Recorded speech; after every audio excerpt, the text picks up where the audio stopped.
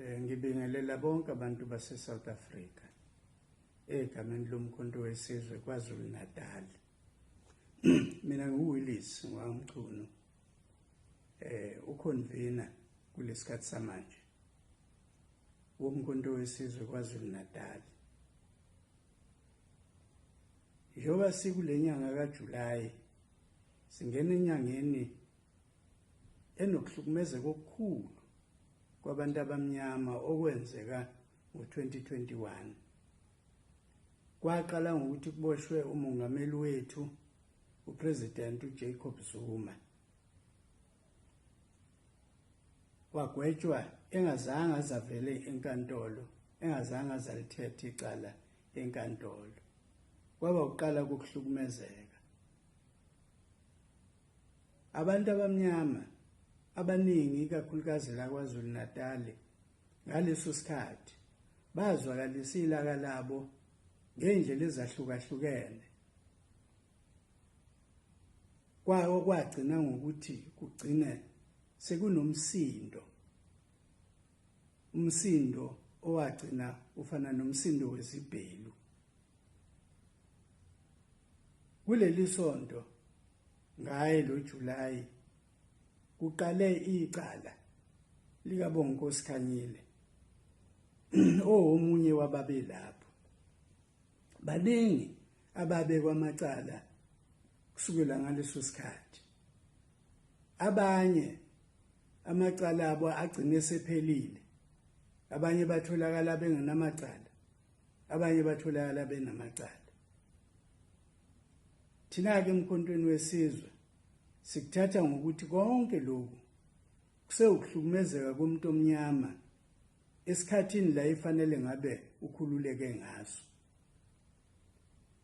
Umgomo ongqangi wethu wokulwela ukukhululwa komuntu omnyama unomphelo ufanele uqhubeke, asiwuqhube sonke thina esiyibonayo lengcindezi yokuhlukunyezwa komuntu omnyama.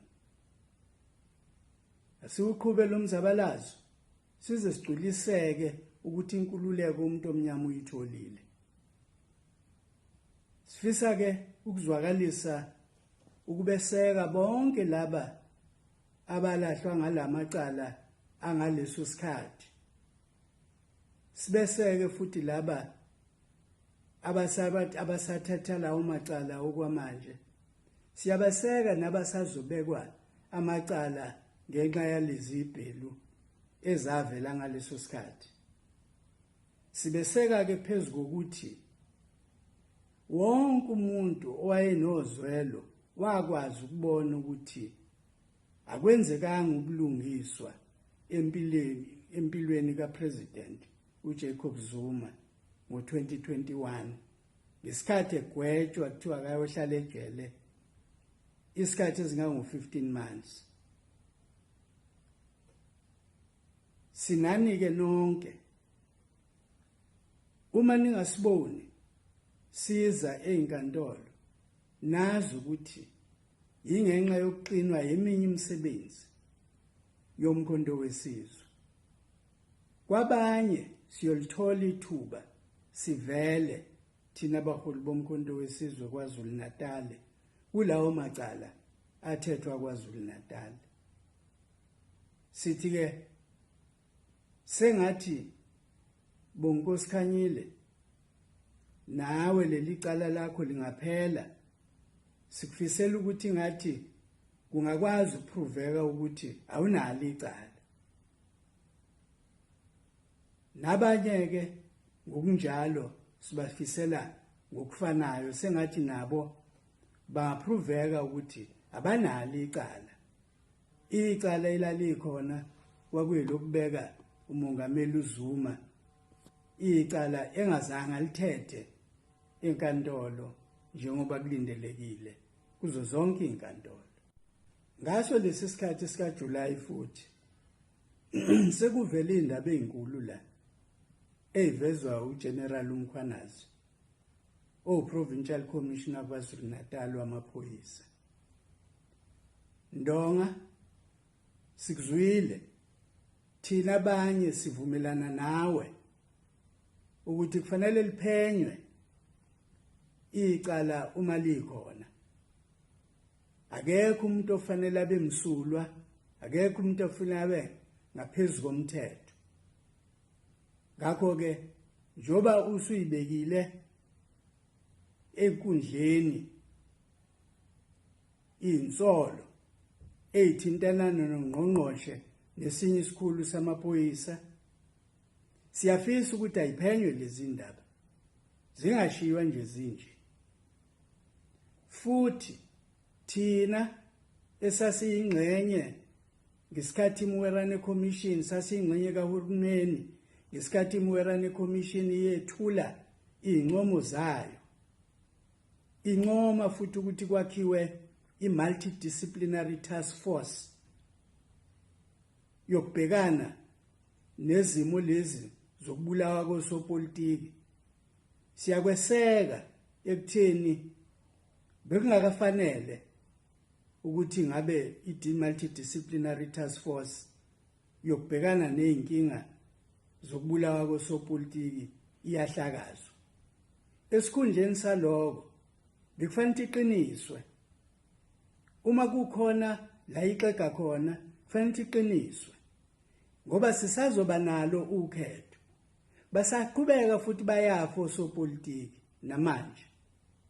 Zonke lezi zinto zazibonwe kudala iMwerane Commission, yasiba nazo incomo zokuthi ayilungiswe kanjani.